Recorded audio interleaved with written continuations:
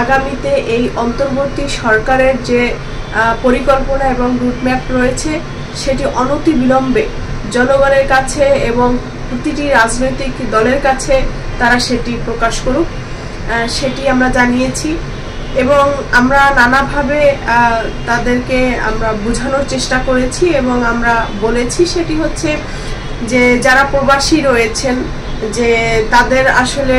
এই বাংলাদেশের অর্থনীতির চাকা চলার জন্য তাদের যে রেমিটেন্সের মধ্য দিয়ে বাংলাদেশের অর্থনীতির চাকা চলে, কিন্তু তারা বাংলাদেশের সরকার কোন গভর্নমেন্ট আসবে কি আসবে না, কাকে ম্যান্ডেট দিবে কি দিবে না সে অধিকার নেই, কারণ তারা ভোটার অধিকার প্রয়োগ করতে পারছে না। তো প্রবাসীদের অ্যাকচুয়ালি ভোটার অধিকারটি প্রয়োগ করার জন্য আমরা সুপারিশ করেছি, সেটি কোন প্রক্রিয়া করলে ভালো হয় সেই বিষয়ে উপদেষ্টাদেরকে আমরা আলোচনা করে সিদ্ধান্ত নিতে বলেছি যে প্রবাসীরা বিদেশে থেকেও যেন বাংলাদেশের জাতীয় ইলেকশনে তারা যেন ভোট প্রয়োগ করতে পারে, এই ভোটার অধিকারটা নিশ্চিত করার ব্যাপারে আমরা আলোচনা করেছি। এর পাশাপাশি আরও অনেকগুলো বিষয় আলোচনা করেছি, তার মধ্যে সবথেকে অন্যতম যেটি ছিল সেটি হচ্ছে প্রশাসনের মধ্যে রদ বদলের নামে আওয়ামী লীগকে আবার পুনর্বাসন করা, এটি বন্ধ করতে হবে। এবং যারা এই চাটুকদার ছিলেন, দলকানা ছিলেন, দলদাস ছিলেন, তাদেরকে চিহ্নিত করে তারা যত অপকর্ম করেছে তার বিরুদ্ধে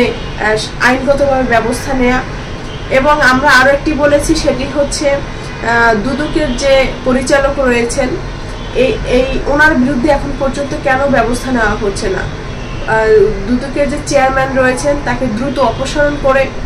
এবং যোগ্য এবং দক্ষ একজন পরিচালককে নিয়োগ দেওয়া এবং ওনার বিরুদ্ধে যত অপকর্ম রয়েছে, যে অভিযোগ রয়েছে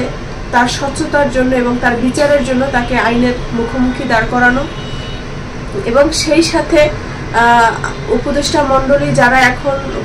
পরিচালনা করছে রাষ্ট্র, তো সেই জায়গা থেকে আমাদের কাছে মনে হয়েছে যে তারা দক্ষ, যোগ্য এবং নিষ্ঠাবান, দেশপ্রেমিক এরকম চৌখুশ লোকদেরকে তারা আসলে নিয়োগ দেওয়া উচিত এবং মন্ত্রণালয়ের কার্যের যে পরিধি সেটি ব্যাপকতা আনতে এবং বিস্তীর্ণভাবে যেন তারা কাজ করতে পারে সেটার জন্য আরও মনে হয় দক্ষ লোক নিয়োগ দেওয়া উচিত বলে আমরা মনে করছি। আপনারা জানেন যে 5ই আগস্টে আসলে ফ্যাসিবাদের প্রধান যে কালপ্রিট তিনি পলায়ন করেছেন পেছনের দরজা দিয়ে। এখন তিনি দেশের বাইরে থেকে বাংলাদেশের জনগণকে বিভ্রান্ত করার জন্য মাঝে মাঝে বিভিন্ন নেতাকর্মীদের বা তার দোসরদের সাথে মাঝে মাঝে আসলে ফোন আলাপ করেন এবং সেটি কাকতালীয়ভাবে ভাইরাল হয়, সেটি গণমাধ্যমের কাছে চলে আসে। এখন সেটি ওপাশ থেকে আসলে তারা এটি পরিকল্পনাভাবে করছে না এপাশ থেকে তারা পরিকল্পিতভাবে রেকর্ড করে আবার তারা গণমাধ্যমের কাছে পৌঁছে দিচ্ছে জনগণকে বিভ্রান্ত করার জন্য, না এটি বাংলাদেশকে নিয়ে আবার একটি নতুন ষড়যন্ত্র হচ্ছে কিনা সেটি আসলে খতিয়ে দেখা উচিত।